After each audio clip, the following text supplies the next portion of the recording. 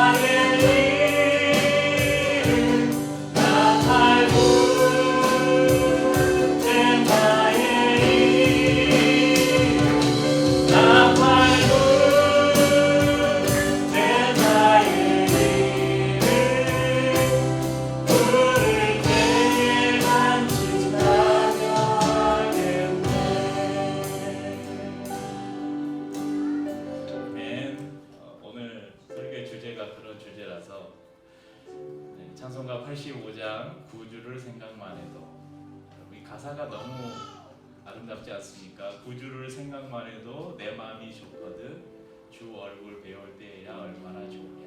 그럼 지금 우리 주님을 생각하며 예수님을 우리 머릿속에 그리고 마음속에 그리면 너무 좋잖아요. 그런데 어느 사람, 내가 정말 보고 싶고 그리운 사람을 머릿속에, 사랑하는 사람을 머릿속에 생각하는 것만으로도 우리가 행복할 때가 있잖아요. 근데 그 사람을 딱 만나서 얼굴과 얼굴을 대면해서 보면 얼마나 반갑겠어요. 그런 마음을 담은 곡입니다. 이어서 부를 곡은 이 찬송가 85장의 가사를 조금 더 현대적인 언어로 풀어서 제가 예전에 과제로 만들었던 그런 곡입니다. 영민이 한번 같이 찬양합니다. 구주를 생각만 해도 내 맘이 좋거든 주 얼굴 배울 때에야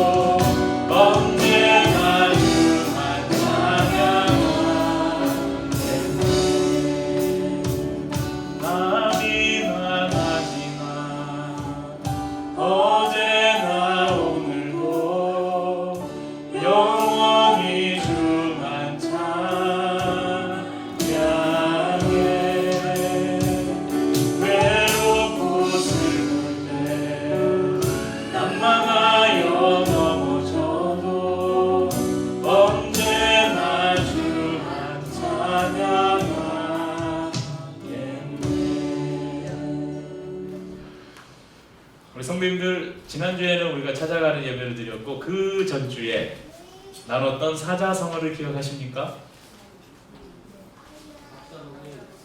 한단지몽. 그건 그 전주고 한단지몽. 한단지몽. 네, 한단에서 꿈. 이 노생이라는 사람이 잠깐 잠든 사이에 꾸었던 꿈속에서 이 땅의 모든 부귀영화 또 고난을 다 경험했지만 잠이 깨는 순간 그 모든 것들이 다 사라져버린 것처럼 우리가 사는 잠시 잠깐 이 땅의 삶도 마치 꿈에서 깨는 것처럼 날아가 버릴 것이기 때문에 이 땅에 소망을 두지 말고 하늘의 소망을 두고 살자, 그런 말씀을 나누었습니다. 우리가 바라지 말아야 할 것이 있다면 반대로 우리가 바라고 살아야 하는 것도 있겠죠. 오늘은 우리가 무엇을 바라고 살아야 할지 말씀을 통해서 한 사자성어를 통해서 나누려고 합니다. 우리 화면을 함께 보겠습니다. 만화를 함께 볼 텐데요. 오빠 뭘 그렇게 목을 빼고 기다려? 누가 역할극을 좀 해줘야 되는데 그야 물론 아빠지 절대 게임기는 아니야. 띵동. 아빠다. 아빠 뭐 잊은 건 없어요? 어이구 이 녀석 무슨 날이니? 제 생일날 게임기 사주신다고 했잖아. 아차 깜빡했네. 미안해서 어쩌나. 아까부터 계속 당신이 오길 학수고대 하는데요.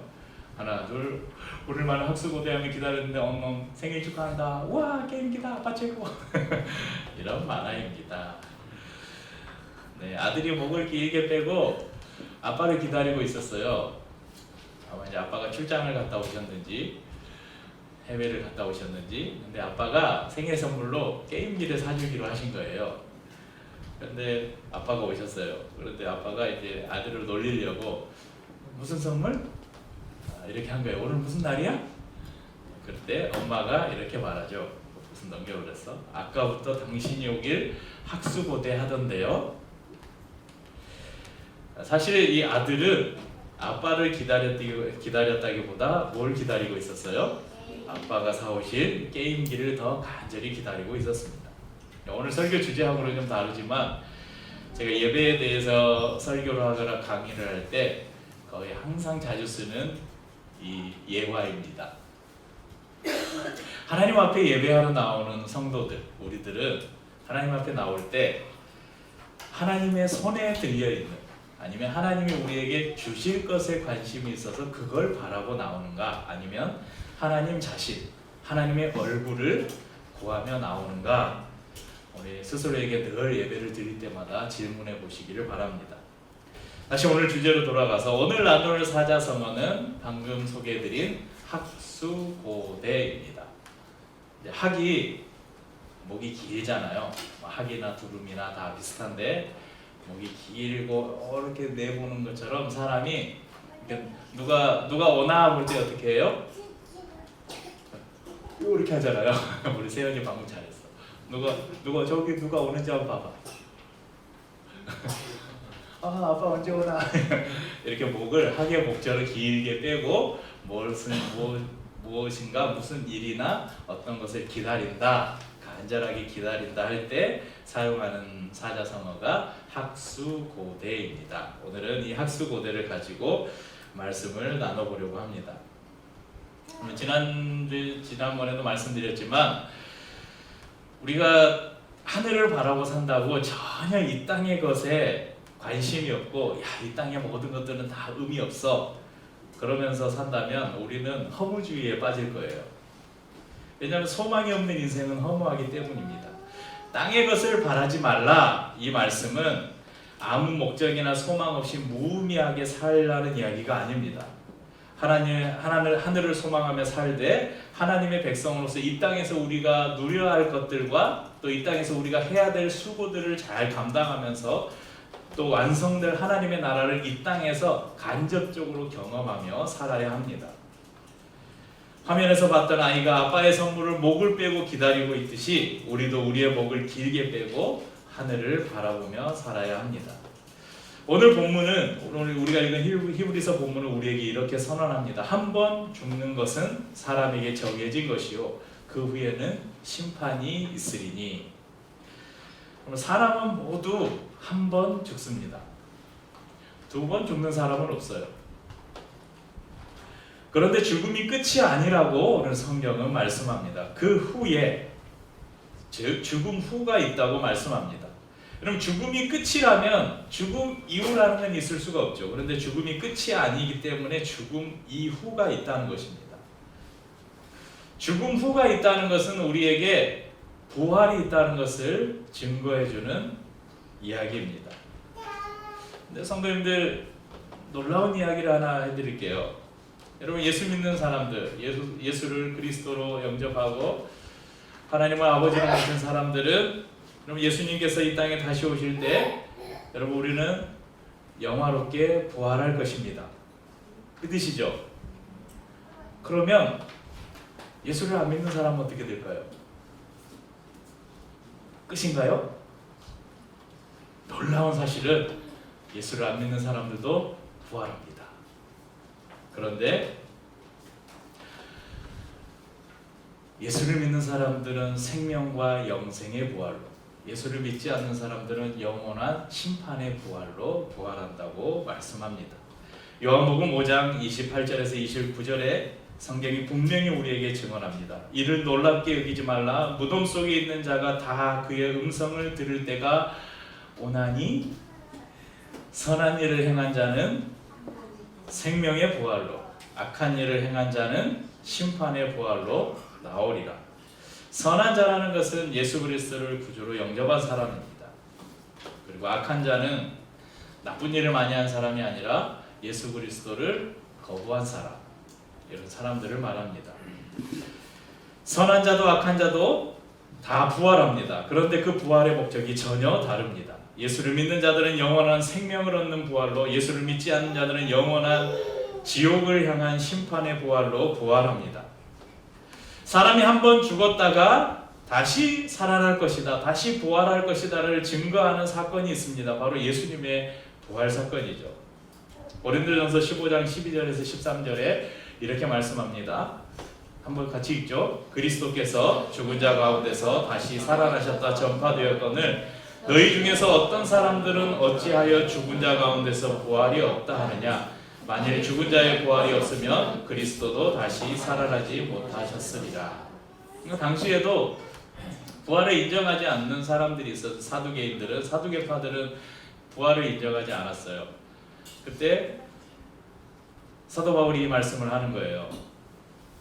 야, 그리스도께서 너희 가운데 다시 살아나셨다고 전파되었는데 너희는 왜 믿지 않느냐? 죽은 자의 부활이 없었다면 그리스도도 다시 살아나지 못하셨으리라. 반대로 말하면 그리스도께서 다시 살아나셨다는 것은 우리에게도 부활이 있다는 것을 증거해 준다, 이렇게 말씀하고 있습니다. 예수님께서 이 땅에 인간의 몸을 입고 오신 이유는 바로 우리의 죄를 담당하시고 우리를 구원하기 위함이셨습니다. 그래서 십자가를 지셨습니다. 하지만 예수님은 부활하셨습니다. 죄와 죽음을 이기신 것입니다. 그리고 예수님은 다시 오실 것입니다.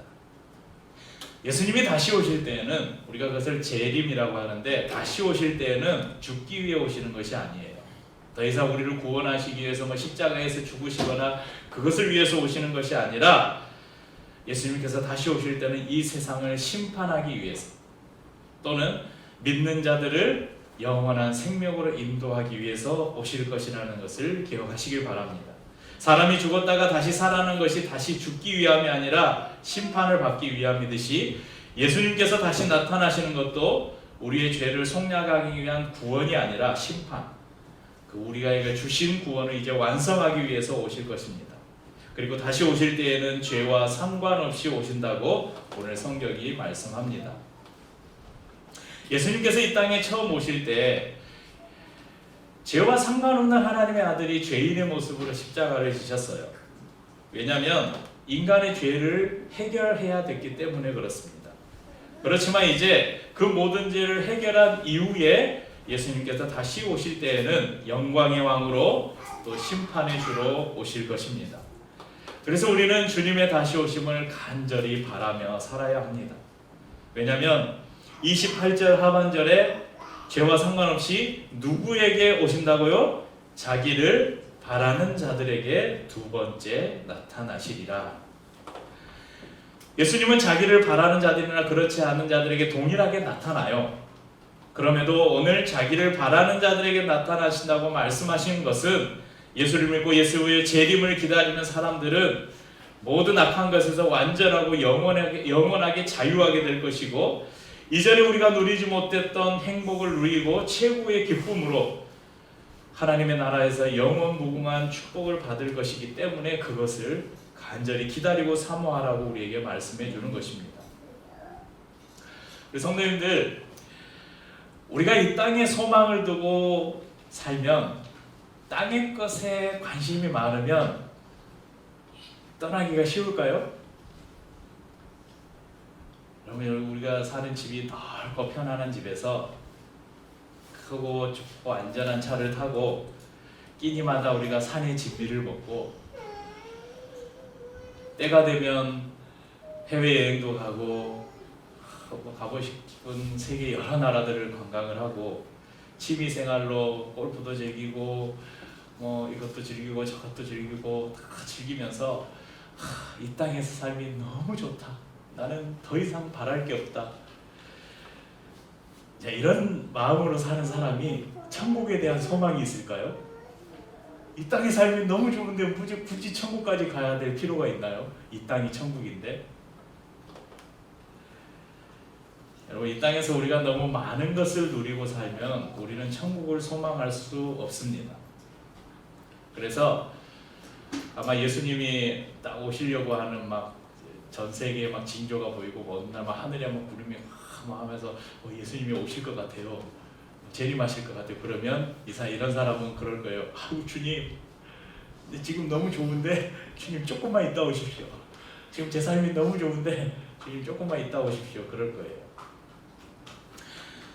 하지만 우리가 살기 불편하지 않을 정도의 집에서 살면서 우리의 분수대로 지출을 하고, 내가 쓸 것을 아껴서 나보다 더 힘든 이웃과 나누며 의도적으로, 이게 중요한 거예요, 의도적으로 우리를 부족함 가운데 계속 있게 한다면 우리는 그렇게 이 땅에 미련을 두지 않을 것이에요. 그래서 이것을 우리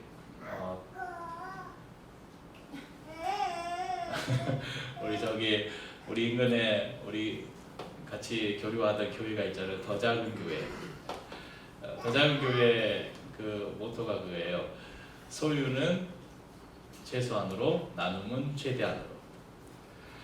그러니까 여러분, 일하지 말라는 게 아니에요. 여러분, 우리가 그냥 이 땅에 그 소망 두지 말아야 되니까 아무것도 하지 않고, 여러분 노숙자들처럼 어디 가서 구걸하고 빌어먹으라는 말이 아니에요. 우리가 열심히 살고 최선을 다해 우리가 일을 해서 수입을 얻고, 그래서 우리가 기본적으로 채울 수 있는 필요들을 채우고, 우리의 자녀들이 필요한 것들을 공급해주고, 그렇게 해서 더 열심히 해서 여러분 돈을 모으세요. 그래서 우리가 최소한도로 우리의 필요를 채우는 것 이상의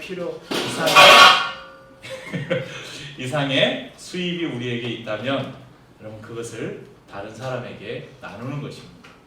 그래서 여러분, 가장 행복한 삶, 가장 좋은 삶은 어떤 삶이냐, 가장 성경적인 삶은 어떤 삶이냐면, 통장에다 이렇게 저금해 놓고 나는 이제 걱정이 없다, 마치 창고에 농사 지어가지고 소출을 잔뜩 넣어놓고 이제 올겨울 아무 걱정 없다, 그런 마음으로 사는 사람이 아니라 조금 부족한데 조금 더 있으면 좋겠는데, 이런 마음으로 사는 삶이 가장 좋은 삶이에요.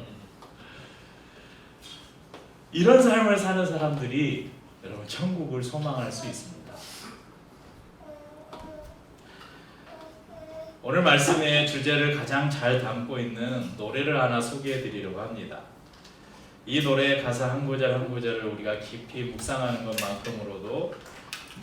것만으로도 오늘 말씀을 대신할 수 있을 것입니다. 제 고향이 여수인데, 여수에 가면, 여수 혹시 비행기를 타고 가보신 분이 있나요? 여수 비행장에 내리면 그 비행장이 있는 곳에서 조금만 들어가면, 한 5분만 들어가면 애양원이라는 곳이 있습니다. 여수 애양원이 있는데, 예전에 그 나병 환자들이, 소록도처럼 나병 환자들이 모여 살던 곳이고, 병원이 있었고 교회가 있었던 곳입니다. 그곳에 가면 손양원 목사 순교 기념관이 아주 잘 돼 있어요.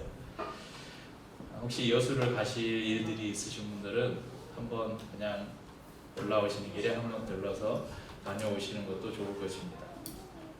이제 그 여순 반란 사건이 있었잖아요. 여순 반란 사건 때 그 반란군이었던 안재선이라는 사람이 이 손양원 목사님의 아들 둘을 총살을 시켰어요. 예수 믿는다는 것 때문에. 그런데 이 안재선이 이제 나중에 그 반란이 진압되고 체포돼서 이제 사형 판결을 받습니다. 그때 손양원 목사님이 그 안재선이 있는 교도소를 찾아가서 이 사람을 고문하지 마십시오. 이 사람을 구타하지 마십시오. 이 사람을 용서해 주십시오.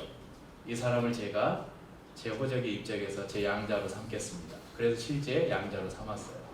자신의 두 아들을 죽인 사람을 자기의 양자로 용서하고 양자로 삼았어요. 심지어 가족들도 그 손양원 목사님을 이해할 수가 없었죠. 그런데 나중에 사람들이 나중에 알게 된 것은 그렇게 할 수 있었던 것이 무엇이었는가? 바로 예수님의 용서와 그 사랑을 이분이 몸소 실천했다는 것을 알 수 있었던 것입니다. 그래서 이 손양원 목사님에게 붙은 별명이 하나 있어요. 사랑의 원자탄. 원자탄이 별로 요즘에는 좋은 의미가 아닌데 그만큼 정말 사랑으로 그냥 가득했던 분이다. 이 손양원 목사님이 6.25가 끝날 무렵에 이제 퇴각하던 공산당에게 잡혀서 1950년 9월 여기 보니까 28일 네? 그러니까 내려왔다가 퇴각하는 공산당이 밀고 내려왔다가 다시 퇴각할 때 9월 28일 날 공산당에 붙잡혀서 순교를 당하셨습니다. 그래서 여수에 가면 그 총살을 당하셨던 자리에 순교기도 있고 그렇습니다. 아무튼 주기철 목사님은 아시죠? 주기철 목사님과 함께 우리나라에서 가장 존경받는 그 목사님으로 두 분을 뽑으면 손양원 목사님, 주기철 목사님을 뽑을 수 있습니다. 이분이 쓰신 주님 고대가라는 찬송시예요.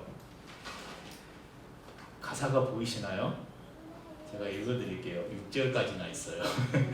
낮에나 밤에나 너 찬양 이런 찬양이 이제 요즘 시대에는 이런 찬양 잘 안 부르는데 우리 강 집사님 세대 시대에나 좀 불렀을까?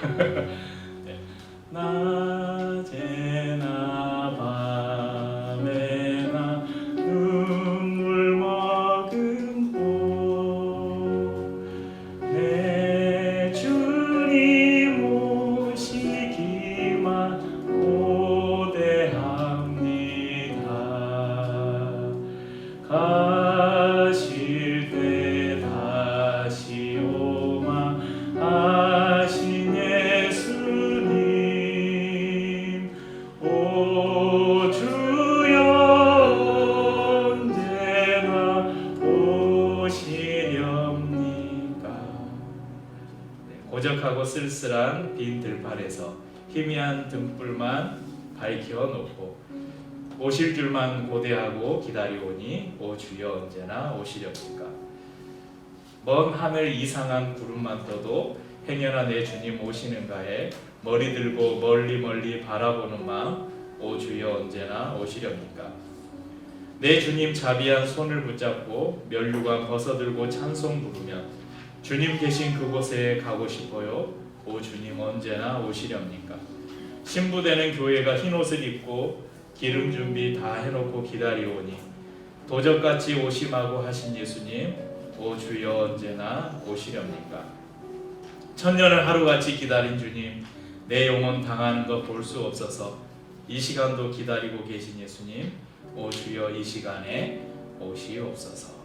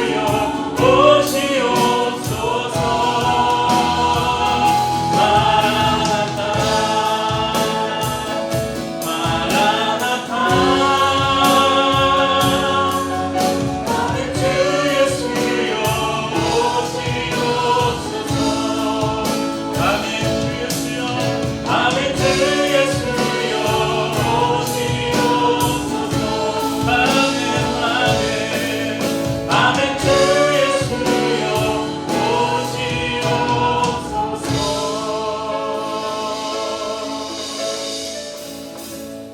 아멘. 이번 한 주간도 다시 오실 주님의 길을 예비하며 그 주님을 기다리는 삶을 사시기를 축복합니다.